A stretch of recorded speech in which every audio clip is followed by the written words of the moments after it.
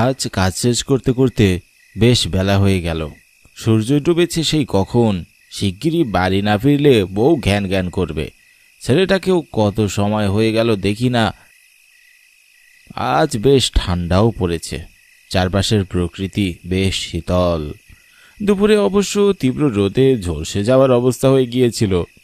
মণ্ডলের আমবাগান পেরিয়ে পা চালিয়ে দ্রুত বড় রাস্তার দিকে এগিয়ে চলেছি আমি। আজ কাজটা বড্ড বেশি হয়ে গেছে, হাতে পায়ে ব্যথায় খিল লাগার জোগাড়। আবহাওয়া পরিবর্তন হওয়ার কারণে আজকাল বেশ জ্বর জ্বর অনুভূত হচ্ছে। চারপাশের অন্ধকারটা কেমন যেন হু হু করে গিলতে আসছে। বেশ গা ছমছমে দেখতে লাগছে আশেপাশের গাছগুলো। আমি হাঁটতে হাঁটতে বাড়িতে পৌঁছে গেলাম।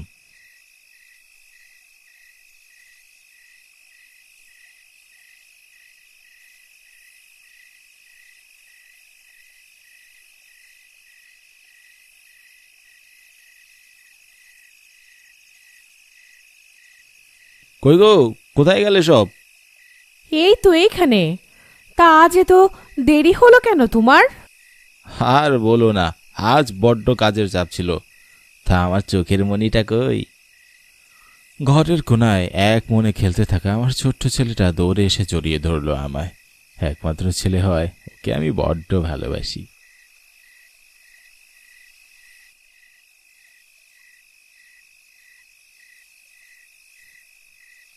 এই তো বাবা আমি। জানো বাবা আজ কি হয়েছে? কি হয়েছে বাবা? রুদ্রদা এসেছিল, বলে গেছে রাতের কালী পুজোয় অনেক বড় মেলা হবে, আমায় নিয়ে চলো না বাবা। সে কি কথা! এইমাত্র তোর বাবা ঘরে এলো আর এখনই বায়না জুড়েছিস? আর আজ ভূত চতুর্দশীর দিন, ভুলে গেছিস? আজ রাতে বাড়ির বাইরে বেরোলে ভূতে ধরে নিয়ে যায়। এই গায়ে আসার পর কোথাও ঘুরতে যায়নি মা। এই মেলা নাকি অনেক বড়। দাও না মা, যেতে দাও। ওসব ভূত টুত সব মিথ্যে কথা। বাবা আমার সাথে থাকলে আমার কোনো ভয় নেই।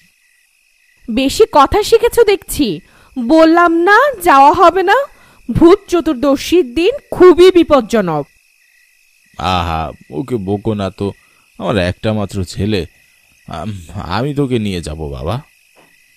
ঠিক বলছো বাবা? আমি রাতে খেয়ে নেই, তারপর নিয়ে যাব। আচ্ছা।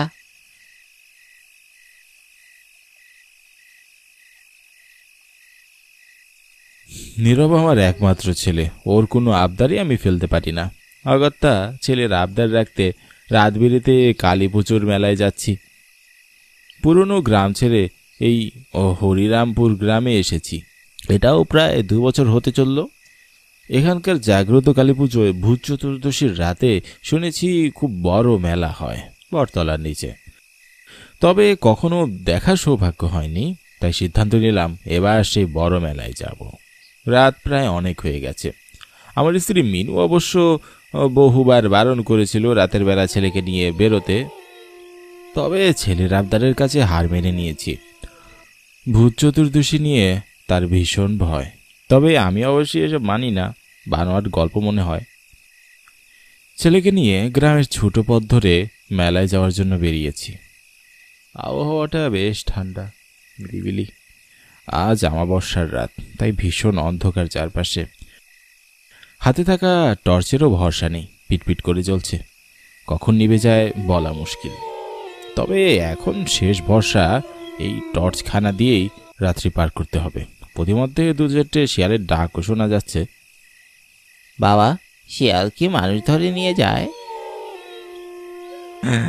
কই না তো, তোকে কে বলল?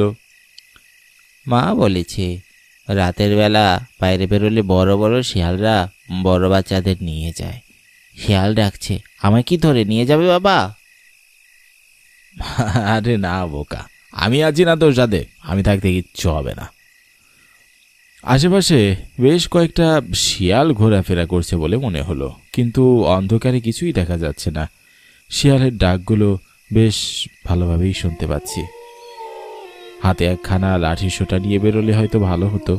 শুনেছি কালী পুজোর রাতে নাকি পিশাচ পিশাচিনী এরা শিয়ালের রূপ ধরে এসে শ্মশান থেকে লাশ নিয়ে যায় খাওয়ার উদ্দেশ্যে। কথাটা কতটুকু সত্য তা আমি জানি না, এই মুহূর্তে সেটাই আমার বারবার মনে পড়ছে। সে তখন থেকে হেঁটেই চলেছি, তবে বড় বটগাছতলা পর্যন্ত এখনো পৌঁছালাম না। বড় বটগাছতলা কালী মন্দিরের পিছনের দিকে। শুনেছি আজ রাতে বেশ অনেক মানুষই গ্রাম থেকে সেই মেলায় ঘুরতে গিয়েছে, তবে আজ রাস্তায় কাউকেই দেখতে পাচ্ছিলাম না। বিষয়টা অদ্ভুত লাগলেও প্রকাশ করতে পারছি না। খুব সম্ভবত পুজো হওয়ার কারণে মানুষজন সেখানে ইতিমধ্যে চলে গেছে, তবে পথে একটাও মানুষের দেখা মিলবে না, সেটা তো বড় আশ্চর্যের।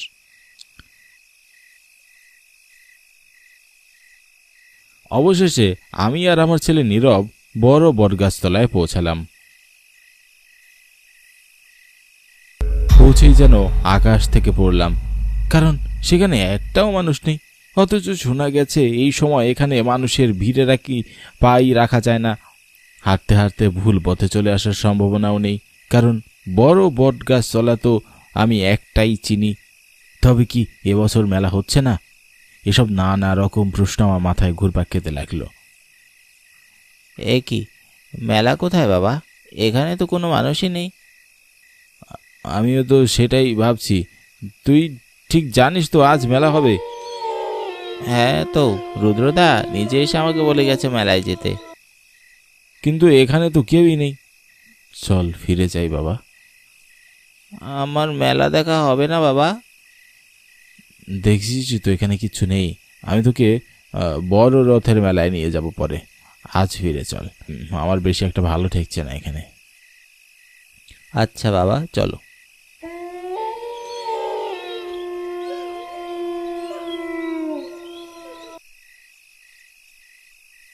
ছেলেকে মেলা দেখাতে না পেরে মনটা ভীষণ খারাপ হতে লাগলো। বেচারা শখ করে ভূত চতুর্দশীর মেলা দেখতে চেয়েছিল।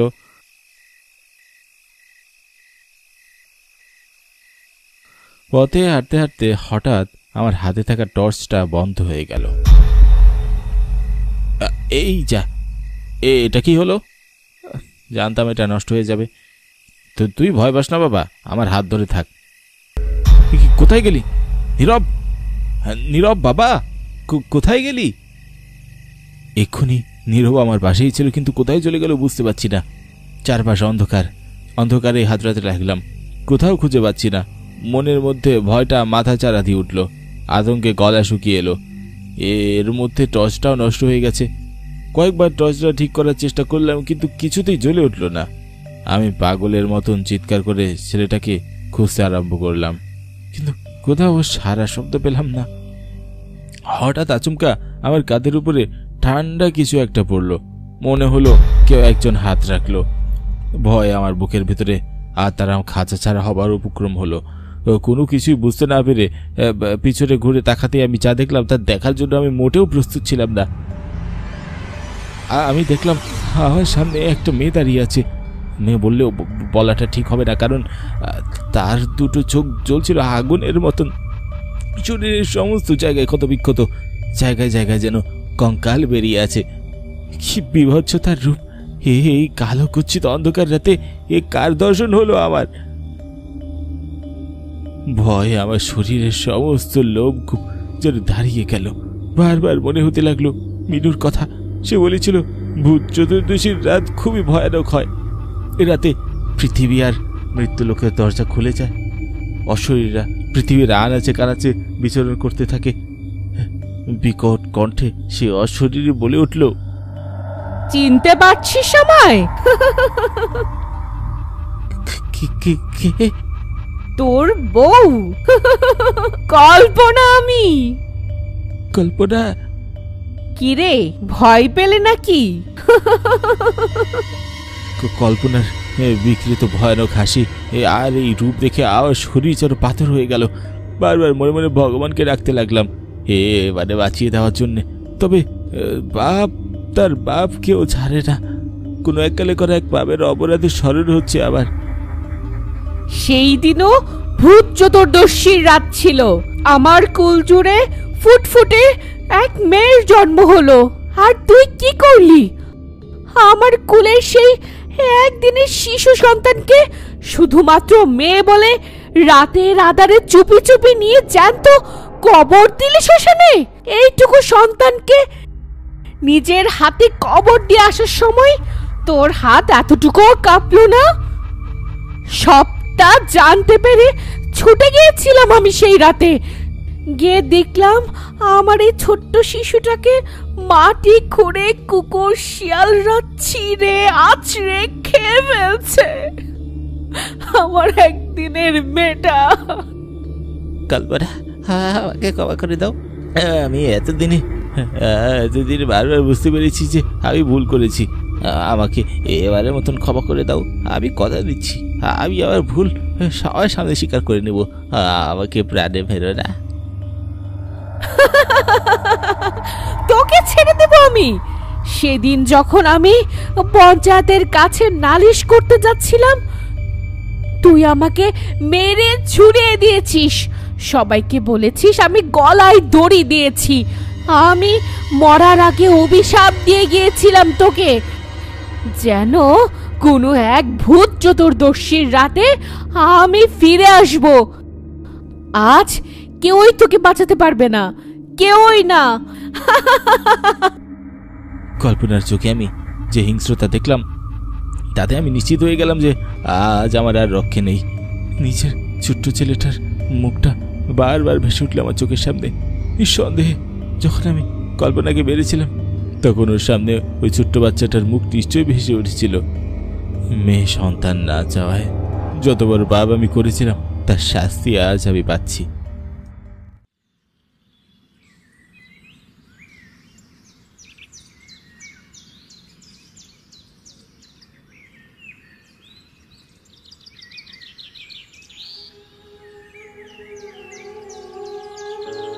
আরে, এটা তো আমাদের গ্রামের কানাই, আর তার ছেলেটা এই ছোট্ট বাচ্চাকেও ছাড়েনি।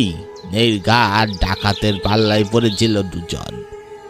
শুনেছি ভূত চতুর্দশীর রাতে ডাকাতেরা মানুষ ধরে বলি দিয়ে মা কালীর পূজা করে। কি বিভৎসভাবে মেরেছে রে বাবা। এই তোরা কে আছিস? ওর বউকে খবর দিয়ে আয়। আরে বেচারা।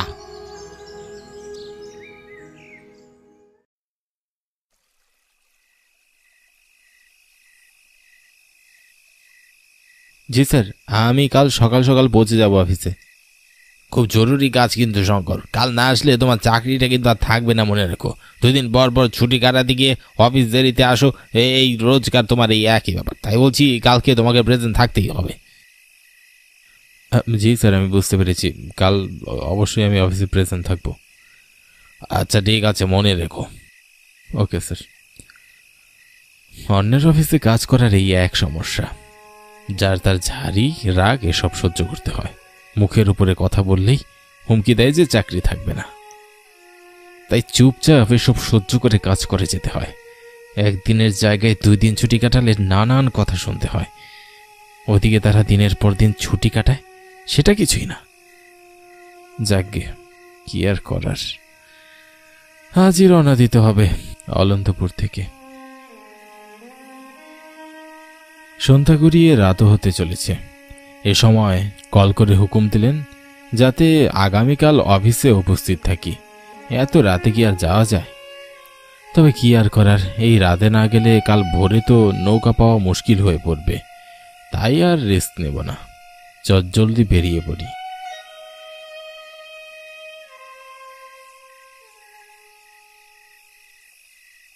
ঠাকুমা, ও ঠাকুমা, কোথায় গেলে?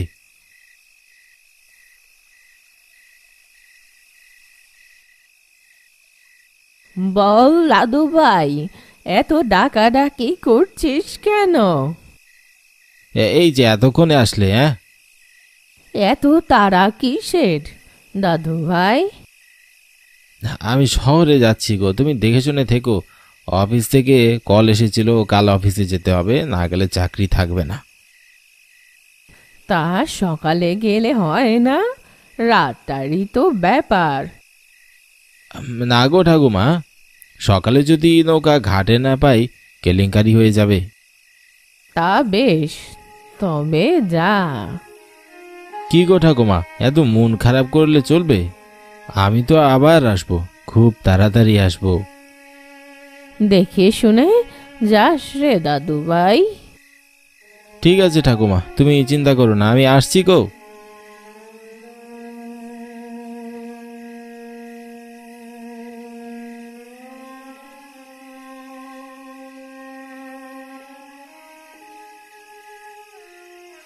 অনেকদিন পর ঠাকুমার বাড়িতে এসেও তাড়াহুড়ো করে চলেই যেতে হচ্ছে। যেতে একটু ইচ্ছে করছে না। অনেকদিন হলো ঠাকুমার আদর যত্ন পাই না। যে একটু কাজের ফাঁকে এসেছিলাম, তাতেও চলে যেতে হচ্ছে রাত বিরেতে। বেশ বিরক্তিকর লাগছে। মন চাচ্ছে যেন চাকরিটাই ছেড়ে দিই, কিন্তু চাকরি ছেড়ে দিলে কি রোজগার খেতে পাবো? আর কিছুই করতে পারি না। এদিকে সময়ের ব্যবধানে রাতটাও গভীর হচ্ছে, চারপাশ ছেয়ে আসছে কালো অন্ধকারে। এদিকে আমিও পায়ের গতি বাড়িয়ে দিয়েছি। নয়তো বেশি রাত হলে আবার ঘাটে নৌকা পাওয়া যাবে না, তখন আবার আরেক মুশকিলে পড়া যাবে। তাই আর কথা বাড়ালাম না, চুপচাপ হাঁটতে লাগলাম নিজ গন্তব্যে।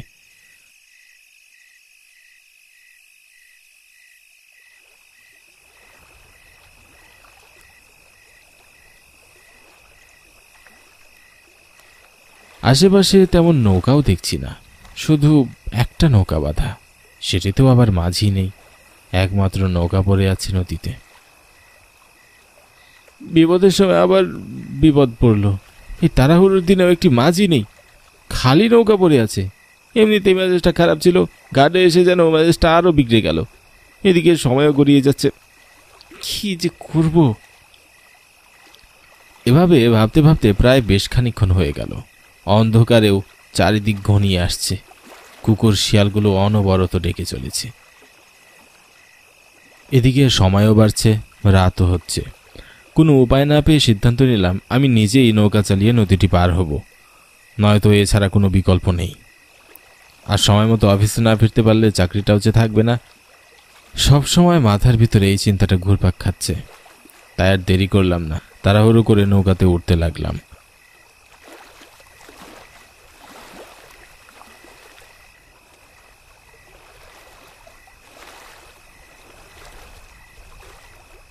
সেই ছোট্টবেলায় কত যে নৌকা চালিয়েছি, গুণে শেষ করা যাবে না। অনেকদিন পর বইটা হাতে নিতেই মনে এক শান্তি অনুভূতি হলো। মনের আনন্দে বইটা বাইতে লাগলাম। চাঁদের আলোয় নদীর পানিতে যেন হালকা হালকা কিরণ পড়ছিল। দিনের বেলা বহুবার নৌকা চালালেও রাতের বেলা নৌকা চালানোর ভাগ্য কখনো হয়ে ওঠেনি। আজ যেন সেই ভাগ্যটা হলো। ছোটবেলার অনেক স্মৃতি যেন মনে পড়তে লাগলো। মনে হচ্ছিল যেন আবার সেই ছোটবেলায় ফিরে যাই। এত সব পেরেশানি চিন্তা ভাবনা আর ভালো লাগে না। মনের আনন্দে সারাদিন খেলাধুলা করে সময় কাটাতাম। এসব ভাবতে ভাবতেই হঠাৎ করে আমার হাত থেকে বইটাটি পানিতে পড়ে গেল। আর সাথে সাথেই কোথায় যেন মিলিয়ে গেল, বুঝতেই পারলাম না।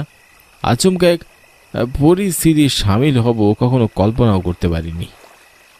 নদীর প্রায় মাঝ বরাবর এসে পৌঁছেছি। এখন কিভাবে আমি বাড়ি ফিরবো বা কিভাবে কিছু করবো বুঝে উঠতে পারছি না। ছোটবেলায় নৌকা চালানো শিখলেও সাঁতার কাটা যেন আর শেখা হয়ে ওঠেনি। কি আর করব, সাঁতারও জানি না, বইটাও ডুবে গেছে। তাই চুপচাপ নদীর মাঝে নৌকাতে বসে রইলাম। বসে বসে এই নদীর চারপাশটা ভালো করে দেখছিলাম। আশপাশটাও কালো অন্ধকারে ঢেকে গিয়েছে। দেখে মনে হচ্ছে প্রায় 10টা-11টা বেজে গিয়েছে। নদীর মাঝে দাঁড়িয়ে কোনো পশু পাখিরই আওয়াজ পাচ্ছিলাম না। চারদিক শুধু শুনশান আর থমথমে। এদিকে পাশ কাটিয়ে ঝড়ো হাওয়া বয়ে যাচ্ছিল। ঝড়ো হাওয়ায় পুরো শরীরটা যেন শিউরে উঠেছে, যেন মনে হচ্ছে শীতের আমেজ পড়ে গিয়েছে প্রকৃতিতে। এসব ভাবতে ভাবতে হঠাৎ চোখে পড়ল দূর থেকে একটা নৌকা ভেসে আসছে। দেখে একটু স্বস্তি পেলাম। যাক, এবার হাঁপ ছেড়ে বাঁচা গেল। অন্ততপক্ষে অনেকটা রাত হয়ে গেলেও শহরে ফিরতে পারবো। চাকরির রক্ষে হলো তবে। এটি ভাবতেই মুখের কোণায় মুচকি একটা হাসির রেখা দেখা দিল। অপেক্ষা করতে লাগলাম সেই নৌকাটি আসার। বেশ দ্রুত গতিতে মিনিট পাঁচেকের মধ্যেই নৌকাটি আমার কাছাকাছি চলে আসলো। ওগো মাঝি, শুনতে পাচ্ছ? এই যে এদিকে এসো। মাঝি যেন আমার কোনো কথাই শুনতে পেলেন না। তিনি আনমনে হয়ে নৌকা চালাতে লাগলেন, আর আমি এদিকে বিপদে পড়ে নাছোড়বান্দা হয়ে আবারও ডাকলাম, এই যে মাঝি, এদিকে তাকাও, খুব বিপদে পড়েছি, দয়া করে আমাকে একটু সাহায্য করো।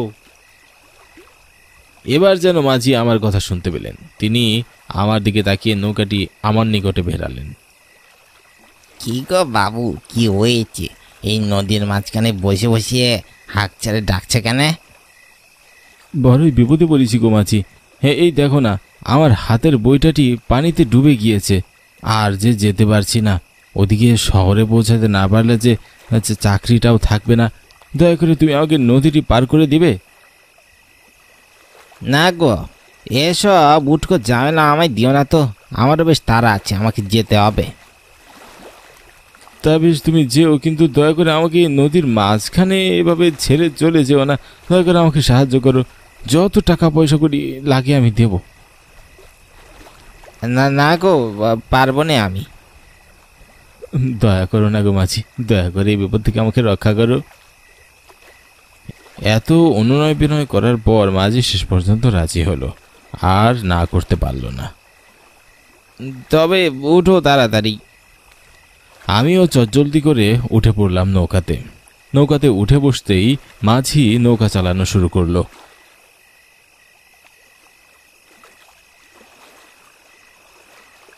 এদিকে আমার চোখ পড়ল নৌকাতে বসে থাকে একটি যুবতী নারীর উপর। তার মুখে লম্বা ঘোমটা টানা, পাশে টিমটিম করে হারিকেনের আলো জ্বলছে।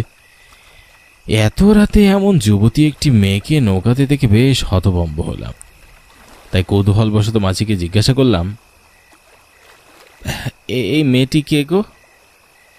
এই রাতের বেলা তোমার আমার বউটার দিকে চোখ পড়লো বুঝি? ও আচ্ছা, আপনার বউ বুঝি। লোকটি আমার কথায় বেশ বিরক্ত হলো।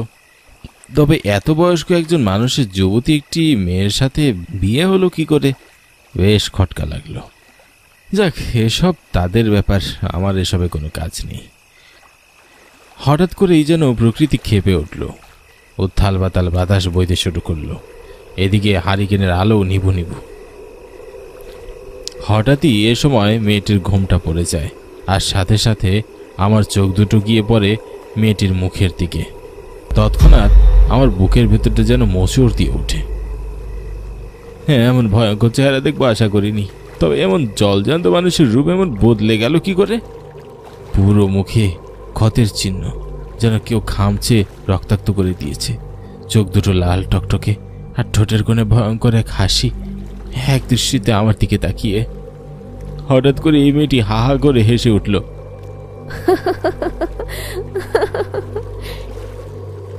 তার হাসি যেন প্রতিধ্বনি হয়ে পুরো নদীতে বাজতে লাগলো। এদিকে আমার শরীর থরথর করে কাঁপতে লাগলো। তার হাসির আওয়াজে মনে হচ্ছিল যেন এখনই এক লাফ খেয়ে পানিতে তলিয়ে যায়।